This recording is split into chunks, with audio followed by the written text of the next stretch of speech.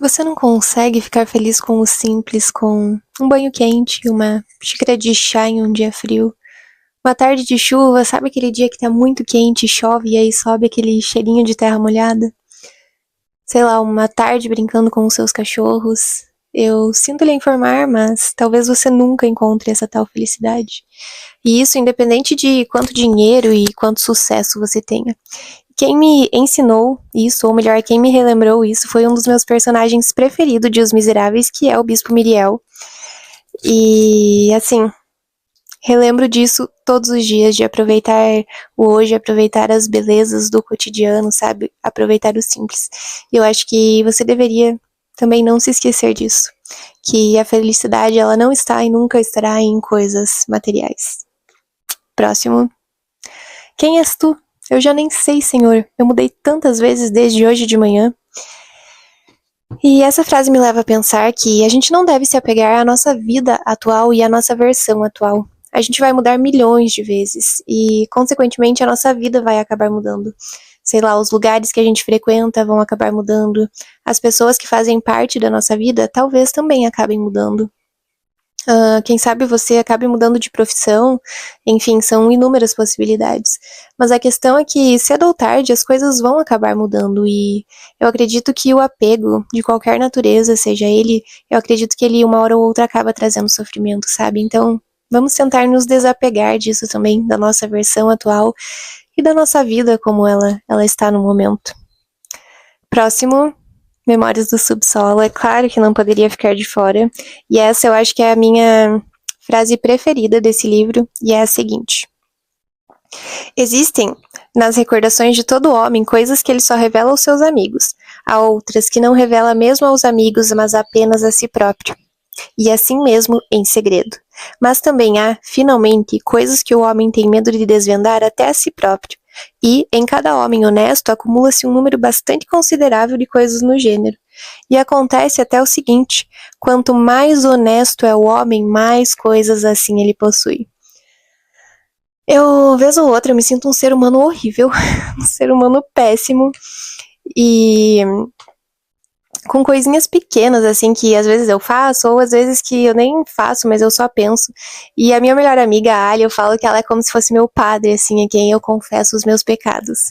E a última vez que eu fui confessar com ela, ela falou a seguinte frase, ela falou: amiga, só pelo fato de você estar vindo me falar tudo isso, mostra que você é uma pessoa boa, porque pessoas ruins nem percebem que estão sendo pessoas ruins. Pessoas ruins não ligam de estarem sendo pessoas ruins.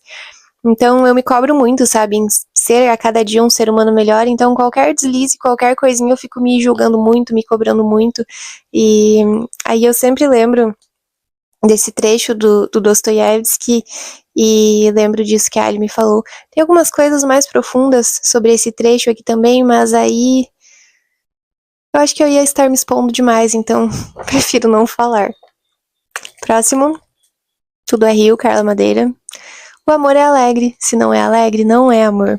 Hoje em dia, com mais maturidade, eu tenho, assim, convicção de que o amor, ele traz paz, o amor traz calmaria, traz sossego. O amor é alegre, se não é alegre, não é amor.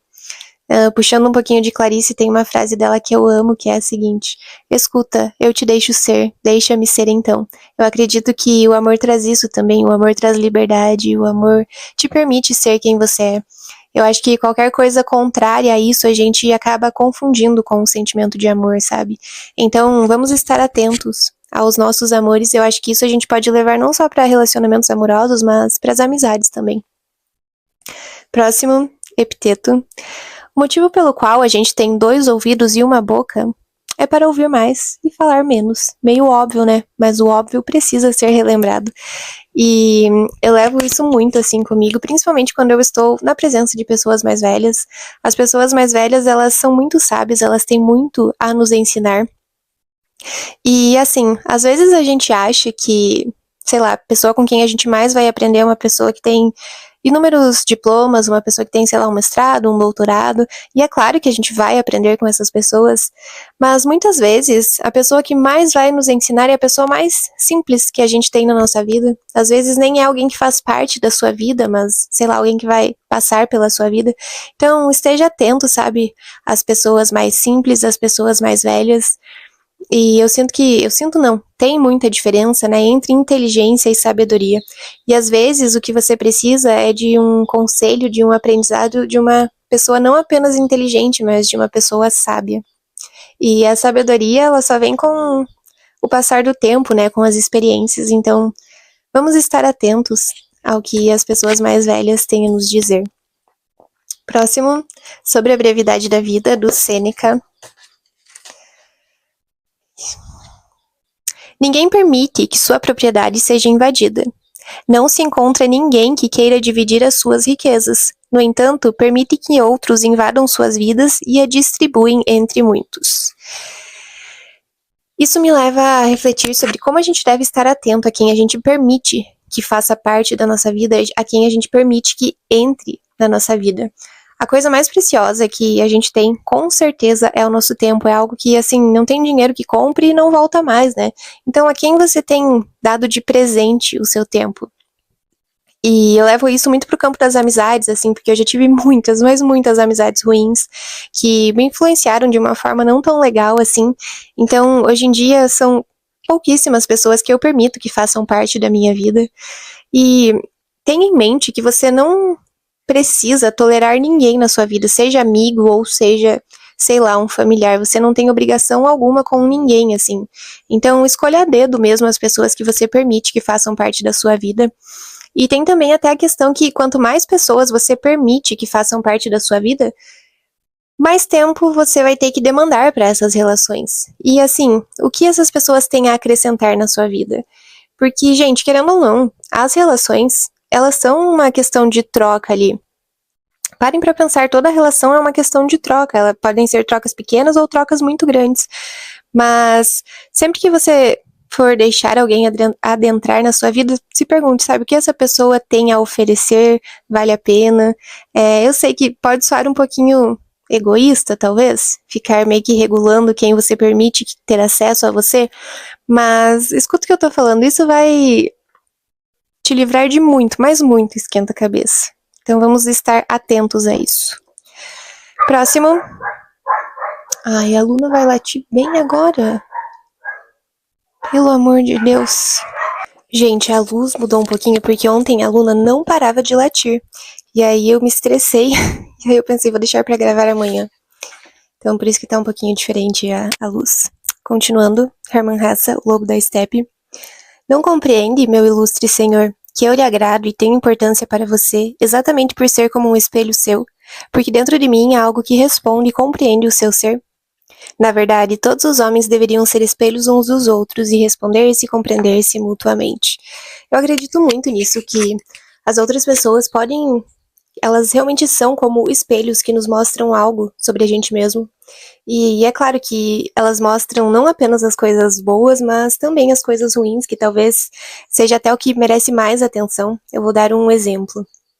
Eu sinto que, sei lá, quando você conhece alguém, assim, que você se identifica, você vê traços ali da personalidade da pessoa, ou qualquer coisa que seja, sei lá, faz os seus olhos brilharem. Eu acredito que isso talvez já exista dentro da gente, sabe? Mas só esteja ali pedindo pra ser lapidado, pra ser aprimorado. E a situação contrária também. Tem aquelas situações onde a gente, sei lá, conhece uma pessoa e cria meio que um rancinho, assim, e muitas vezes não tem motivo, né? Porque, afinal, a gente nem conhece a pessoa direito. E eu acho que isso também está pedindo para ser olhado.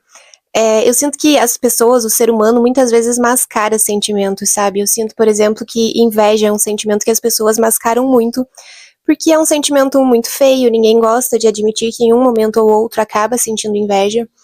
E eu sinto que às vezes você está com inveja de alguma característica ali da pessoa, mas você acaba criando esse ranço, assim, e não consegue perceber que é inveja. Ou às vezes não é tão óbvio, tem outras situações assim que não é tão óbvio. Por exemplo, você vê uma pessoa ali que, sei lá, ela é muito espalhafatosa, por exemplo, e você fica meio incomodado com isso. E talvez não seja a inveja, porque você gostaria de ser uma pessoa mais espalhafatosa, afinal não é muita gente que quer essa característica, né? Mas talvez seja outra coisa mais profunda, assim, mais complexa de entender, sabe? Aí você tem que sentar e analisar. E muitas vezes é difícil de fazer isso sozinho, é mais fácil, talvez, fazendo uma terapia.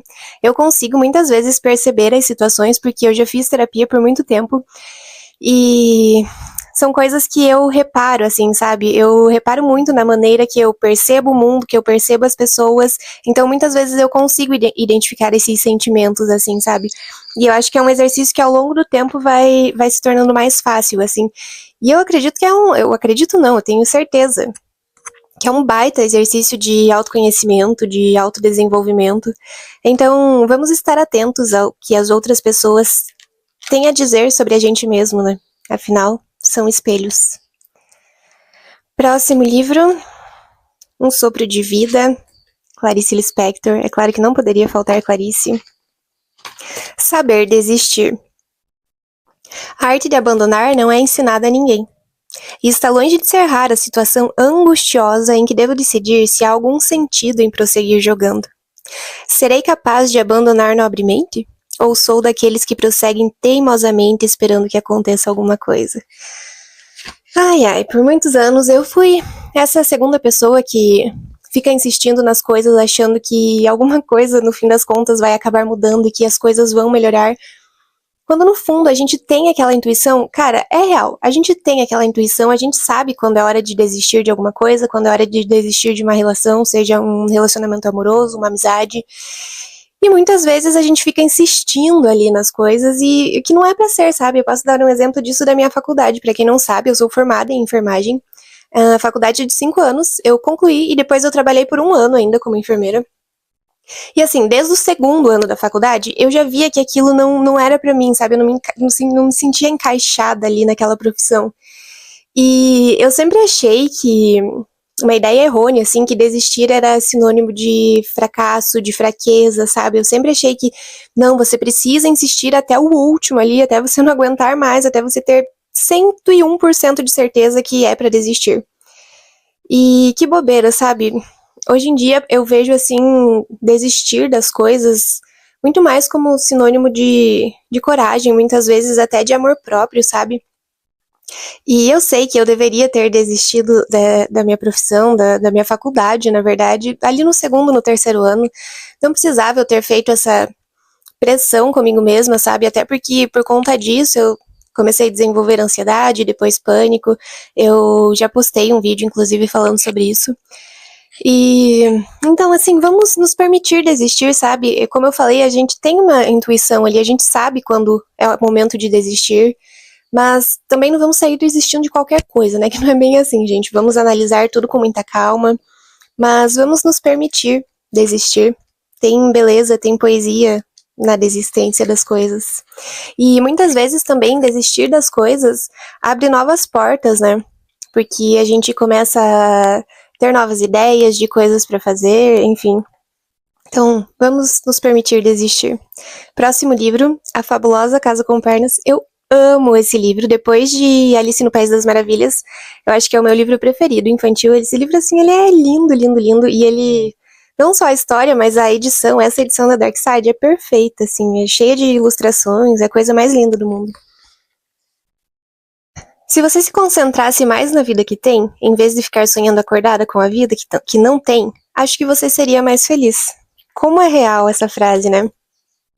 E eu sinto que muitas vezes os sonhos que nós, seres humanos, temos, envolve posse de coisas, né? Muitas vezes envolve possuir coisas, mas não sempre, né? A gente tem também aquela ideia de, quando eu me formar eu vou ser feliz, quando eu me casar, quando eu tiver uma casa, um carro, isso, aquilo.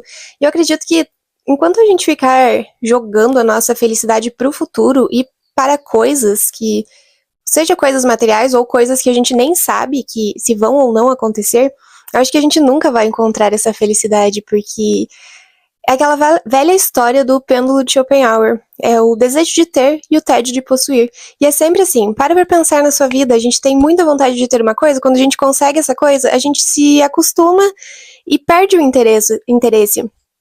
Vou dar um exemplo de quando a gente comprou nosso carro. Eu fiquei tão feliz, mas tão feliz, e eu pensava, nossa, eu vou ficar empolgada assim, igual eu tô no dia de hoje, lembrando quando eu comprei, né? Porque daí eu comecei a pensar, nossa, porque quando eu pegava ônibus era muito difícil, e sempre que eu pegava ônibus eu ficava nessa, nossa, quando eu tiver um carro vai ser maravilhoso, eu vou ser tão feliz. E assim, é maravilhoso ter um carro, mas faz 4 anos que a gente tem carro, e eu não lembro todos os dias de como é bom ter um carro. Não é toda vez que eu vou dirigir que eu penso, nossa, que delícia ter um carro. Porque a gente se acostuma com as coisas que a gente tem, né? E é o que eu acabei de falar. Quando a gente consegue, a gente cai no tédio ali, né? Então, vamos prestar atenção nisso e tentar ser feliz aqui e agora, porque afinal também a gente nem sabe se a gente vai estar aqui amanhã ou depois, né? E tentar entender, né, onde está a verdadeira felicidade, que sabemos, né, que não está em coisas materiais. Último livro, A Natureza da Mordida, Carla Madeira. Foi bom não ter certeza. Eu só avancei porque as minhas certezas se evaporaram, e eu não as tenho desde que envelheci. Isso aqui eu levo comigo também. Eu sinto que quando a gente está cheio de certezas, as certezas de forma geral, eu percebo que elas nos paralisam, elas nos engaiolam, elas nos cegam. Então, toda vez que você estiver cheio de certezas, coloca as suas certezas à prova, sabe? Para um pouco para pensar sobre isso e tenta se livrar de tantas certezas assim. Mas acho que era isso então. Agora foram os 10 livros. Se vocês gostaram desse vídeo e quiserem que eu faça parte 2, deixa aqui nos comentários que aí eu posso fazer. Então, obrigada por assistir até aqui. Até o próximo vídeo. Um beijo.